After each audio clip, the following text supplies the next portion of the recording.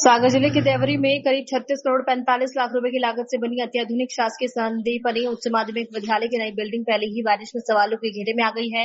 मुख्यमंत्री डॉक्टर मोहन यादव ने 14 जून को इस भवन का लोकार्पण किया था, लेकिन अब क्लासरूम, स्मार्ट क्लास और कंप्यूटर लैब समेत कई हिस्सों में पानी रिसने का आरोप सामने आ रहा है। देवरी के शासकीय संदीपनी उच्च माध्यमिक विद्यालय की नई इमारत पहले ही बारिश में अपनी गुणवत्ता को लेकर सवालों के घेरे में है। स्थानीय निरीक्षण में कई कमरों में छत से पानी टपकता दिखाई दिया। जिन कक्षाओं में छात्र पढ़ाई करते थे, वही बारिश का पानी रिसता नजर आया। करीब 36 करोड़ 45 लाख रुपए की लागत से बने इस विद्यालय में लगभग 3000 विद्यार्थी अध्ययन करते हैं और ऐसे में पहले ही बारिश में भवन के रिसाव होने से निर्माण कार्य की गुणवत्ता पर गंभीर सवाल खड़े हो रहे हैं। अब सबसे बड़ा सवाल यह है कि मुख्यमंत्री के लोकार्पण से पहले क्या भवन का तकनीकी निरीक्षण हुआ था? यदि निरीक्षण हुआ था तो इतनी बड़ी खामियां कैसे छूट गई? इस पूरे मामले में शिक्षा विभाग फिलहाल मौन है और शासकीय संदीपनी उच्च माध्यमिक विद्यालय के प्राचार्य ने भी कैमरे के सामने कुछ भी बोलने से इनकार। जो देवरी में 33 करोड़ की संदीपनी विद्यालय में जो बिल्डिंग बनाई गई है ठेकेदार द्वारा, और बिल्डिंग वो जगह जगह चूने लगी है, और 33 करोड़ की राशि मध्य प्रदेश शासन ने शिक्षा व्यवस्था को सुधारने के लिए दी गई थी। इसमें क्या कहेंगे आप? देखिए, जैसा कि आपको विदित है कि अभी की जो पूरी सरकार है वो कमीशन की सरकार है, और यह बात मात्र शिक्षा विभाग की नहीं है। जो बरसात का मौसम होता है, वो जो पहली बरसात का मौसम होता है, वो भाजपा की हर इंफ्रास्ट्रक्चर के लिए एक टेस्ट की तरीके से होता है। और हम देश के विभिन्न कोनों में, चाहे पुल हो या विभिन्न प्रकार के भवन हो, एयरपोर्ट हो, बहुत से भवनों का निर्माण है जिनका प्रधानमंत्री खुद कुछ महीने पहले इनॉग्रेशन करके गए, उन सबको देख रहे हैं। सारी चीज़ें धराशायी हो रही हैं। देवरी के संदीपनी स्कूल के साथ भी वही चक्कर है कि उसमें जो कमीशन खोरी है और बाकी का जो एक इंफ्रास्ट्रक्चर की क्वालिटी और मटेरियल की क्वालिटी के साथ जो समझौता किया गया है, ये उसी का परिणाम है। नहीं तो वो हमने देखे हैं कांग्रेस के समय के ऐसे बहुत से भवन आज भी बहुत अच्छी हालत में है, और राम मंदिर और नई सड़क पहली बारिश में ही। आपने देखा होगा 14 जून को प्रदेश के मुख्यमंत्री केस लिए आए थे, वहाँ से उन्होंने संदीपनी स्कूल का जो उद्घाटन किया था, मगर यहाँ के जो प्राचार्य हैं ना, उनके द्वारा एक्शन लिया गया कि बिल्डिंग जो अभी चू रही है उस पर कोई भी ठेकेदार या प्राचार्य द्वारा कोई भी अभिलेख नहीं किया गया। इसमें क्या देखा आपने बिल्डिंग के? देखिए, इस संपूर्ण सरकार है, जैसे लगभग 12 साल से हम केंद्र में और स्टेट में तो बहुत लंबे समय से देख रहे हैं। इस सरकार में जिम्मेदारी नाम की चीज़ नहीं होती है, चाहे मुख्यमंत्री हो या कोई भी मंत्री हो। वो बड़े बड़े मंचों से किराए पे खरीदी हुई बसों और किराए पे बुलाई गई जनता के नाम पर बड़ी बड़ी घोषणाएं और बड़ी बातें करके जाते हैं। क्या प्रशासन को, जैसे अभी संदीपनी विद्यालय है, वो अभी चू रहा है, लगभग 40 करोड़ की बिल्डिंग 80 जगह से लीकेज मार रही है। अभी आप जाके देखेंगे, सामने आप फोटो ले सकते हैं, वहाँ पे उसके पिलर में सीलन है, तो आप निर्माण की क्वालिटी और सारी चीज़ें समझ सकते हैं। घोषणाएं करना बहुत आसान होता है, लेकिन उन्हें पूरा करना बहुत मुश्किल होता है। आगे कोई घटना घटित होती है बच्चों के साथ, उसका जिम्मेदार कैसे मानते हैं आप? देखिए, इस बात में मैंने पहले ही बोला है कि जिम्मेदारी के नाम पर यह सरकार कुछ नहीं करती, ना यह जिम्मेदारी लेना जानते हैं और ना ही कुछ। अगर कोई भी घटना किसी भी तरीके की अनहोनी होती है तो वह दुर्भाग्यपूर्ण होगी, और उसकी सीधी साधी जिम्मेदार सरकार होगी जिसने यह भवन बनाया है और जो प्रवेश ले रहा है।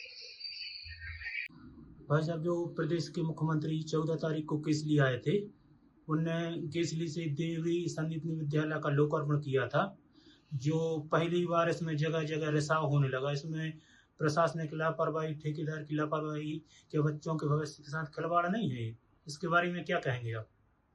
आपको मैं संज्ञान में लाना चाहता हूँ, ये पूर्व मुख्यमंत्री कमलनाथ जी की कांग्रेस सरकार की महत्वाकांक्षी योजना थी, जिसमें विकासखंड स्तर पर सीएम राइज स्कूल खोलने का हमने संकल्प लिया था। ये उसी समय की राशि स्वीकृति थी, और जो दिल्ली में स्कूल संचालित हो रहे थे, उसी मॉडल के अनुरूप कांग्रेस की सरकार में शिक्षा मंत्री, जो बतौर उस समय डॉक्टर प्रभुराम चौधरी शिक्षा मंत्री थी, उन्होंने शुरुआत की थी कमलनाथ जी के निर्देश पर। बहुत दुर्भाग्य की बात है, 14 जून को माननीय मुख्यमंत्री जी ने इसका लोकार्पण किया। जब लोकार्पण हुआ, उस समय भी हमारे electronic media, print media, social media के साथियों ने बड़े जिम्मेदारी के साथ ये बात उठाई थी कि निर्माण कार्य अधूरा है, पूरा हुआ नहीं है, उसके बाद भी लोकार्पण का औचित्य क्या। और अभी सोशल मीडिया में और इलेक्ट्रॉनिक मीडिया के हमारे साथियों ने, पत्रकार भाइयों ने जब इस स्कूल का भ्रमण किया, बहुत सारे साथियों ने लगातार ये शिकायत की है कि गुणवत्ता का अभाव उस बिल्डिंग में दिखाई दे रहा है। करीब करीब 36-37 करोड़ रुपए की लागत से निर्मित ये बहुत महत्वपूर्ण परियोजना थी।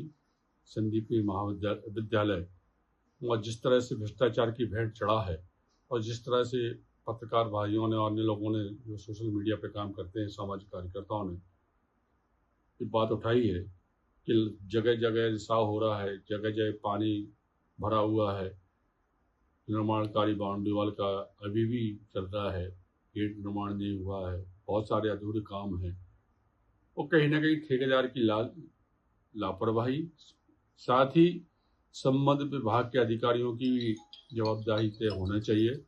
और मेरा इस आपके माध्यम से मांग है कि ऐसे अधिकारी कर्मचारियों के खिलाफ जिन्होंने गुणवत्ता के साथ समझौता किया है, ऐसे ठेकेदार के खिलाफ दंडात्मक कड़ी कार्रवाई की जानी चाहिए। पूरी में सीएम राइस की बिल्डिंग जो 33 करोड़ की बिल्डिंग बनी हुई है, अभी बनते ही क्लासेस स्टार्टिंग हुई है और पहली बारिश चालू हुई है। वो बिल्डिंग जगह जगह से पानी छू रहा है। लाइब्रेरी की बात की जाए, पानी भरा हुआ है। बच्चों की क्लासों की बात की जाए, जहाँ हर जगह पानी छूटा हुआ नजर आ रहा है। इस पर क्या प्रतिक्रिया रही? देखिए, सरकार की जो भी मंशा थी, वो मंशा मुझे नहीं लगता कि अब पूरी होती दिख रही, क्योंकि इस बिल्डिंग में जगह जगह झरने फूट रहे हैं। लाइब्रेरी में से झरना फूट रहा है, क्लासों में से झरना फूट रहा है। अभी पहली क्लास उद्घाटन हुए चंद दिन हुए हैं, पहली क्लास अभी शुरू हुई है और स्कूल ना होकर वो झरना बन गया है। इन बच्चों की जान की जिम्मेदारी कौन लेगा? क्या भ्रष्टाचार में लिप्त सिस्टम में इस बिल्डिंग को बनाया गया है? कौन ठेकेदार है? किन लोगों ने, किन इंजीनियर, किन अधिकारियों ने इनका निरीक्षण किया है? किसने इसको परमिशन दी है? कैसे स्वीकृति हो गई कि इसको स्कूल को खोला जाए बगैर किसी जांच मापदंडों के? ये जान का खतरा है। और जो आए दिन हमें सूचना और घटनाएं मिल रही देखने, स्कूल गिर गया, छत गिर गई बच्चों के ऊपर, देवरी में ऐसी कोई घटना ना हो पाए, इसलिए आपके मीडिया के माध्यम से मैं कहना चाह रहा हूं कि इसकी जांच हो, ताकि बच्चों का भविष्य और जान माल के खतरा से हम बच सकें। कहीं ना कहीं प्रदेश के मुख्यमंत्री आए थे, उनके द्वारा इस बिल्डिंग का शुभारंभ किया गया था, मगर यहाँ के जो प्राचार्य हैं उनके द्वारा बिना जांच के हैंडओवर कर ली गई और स्कूल संचालित किए जा रहे हैं। इस पर क्या कहेंगे? माननीय मुख्यमंत्री जी जब देवरी विधानसभा क्षेत्र में आए, भारतीय जनता पार्टी ने बड़ी वाहवाही लूटी इस नाम पर कि सीएम राइज स्कूल का उद्घाटन हो रहा है। मैं पूछना चाह रहा हूं उन प्राचार्य महोदय से, आखिर इतनी क्या जल्दबाजी थी कि आपने बिना निरीक्षण के, बिना किसी सुरक्षा जांच किए आपने सीएम राइज की स्वीकृति खोलने के लिए इतनी आपके लिए जल्दबाजी थी? आज यदि कोई घटना होती है तो क्या माननीय मुख्यमंत्री जी इसके जिम्मेदार रहेंगे, शिक्षा मंत्री जिम्मेदार रहेंगे, पीडब्ल्यूडी मंत्री जिम्मेदार रहेंगे, या प्राचार्य महोदय जो अभी वर्तमान में? कौन इन घटनाओं का जिम्मेदारी लेगा? आपकी मीडिया के माध्यम से मेरा सवाल। जी जी जी, मैं आपको कई वीडियो दे दूंगा, मेरे पास कई वीडियो आए हैं जो दीवारें में से पानी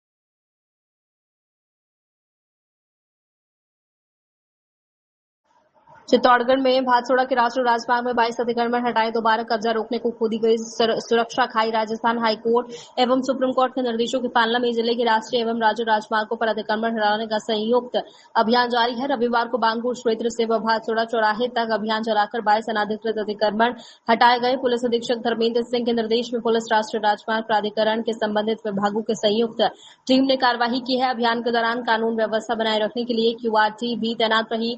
भविष्य में दोबारा अतिक्रमण रोकने के उद्देश्य से होटल, ढाबू और सर्विस रोड के बीच सुरक्षा खाई में खोदी गई ताकि अनाधिकृत वाहनों का आवागमन रोका जा सके। अतिक्रमण हटाने की कार्यवाही सोमवार को भी जारी रहेगी। राजकोतवाली इलाके में धारदार हथियार से महिला की हत्या की गई। पारिवारिक विवाद के चलते महिला को मौत की घाट उतारा गया। वारदात को अंजाम देने के लिए मौके पर फरार हुआ हत्या आरोपी क्राइम सीन से जरूरी साक्ष्य इकट्ठा कर रही फॉरेंसिक व फील्ड यूनिट टीम। पुलिस ने मृतक की महिला के शव को कब्जे में लेकर PM को भेजा गया। कोतवाली राज इलाके के मवई गांव का मामला बताया जा रहा है। उत्तर प्रदेश के कैडर में 2023 बैच में IAS अधिकारी एवं वर्तमान में SDM न्याय के पद पर तैनात रिंकू सिंह राही का भी उत्तर प्रदेश सरकार को लिखा गया 5 पन्नों का पत्र प्रशासनिक और राजनीतिक हलकों में चर्चा का विषय बन गया है। नियुक्ति एवं कार्मिक विभाग को भेजे गए इस पत्र में उन्होंने वर्तमान कार्यप्रणाली, तैनाती और प्रशासनिक निर्णयों पर कई गंभीर सवाल उठाए। रिंकू सिंह राही का कहना है कि उन्हें मौजूदा पद पर प्रतिदिन केवल लगभग 4 घंटे का ही कार्य मिलता है। उन्होंने सरकार से कहा कि यदि उन्हें पूरा काम नहीं दिया जाता तो उनकी आधी तनख्वाह कर दी जाए या फिर ऐसी जगह तैनात किया जाए जहां वे कानून और नियमों के अनुसार पूरी क्षमता से कार्य कर सके। उन्होंने आवश्यकता पड़ने पर दूसरे राज्य में प्रतिनियुक्त कर भेजने का भी अनुरोध किया। पत्र में उन्होंने जालौन में तैनाती के दौरान अवैध कब्जों, अतिक्रमण और कोल्ड स्टोरेज जांच में जोड़ने वाले मामलों का उल्लेख करते हुए कुछ प्रभावशाली लोगों को दबाव का भी आरोप लगाया है।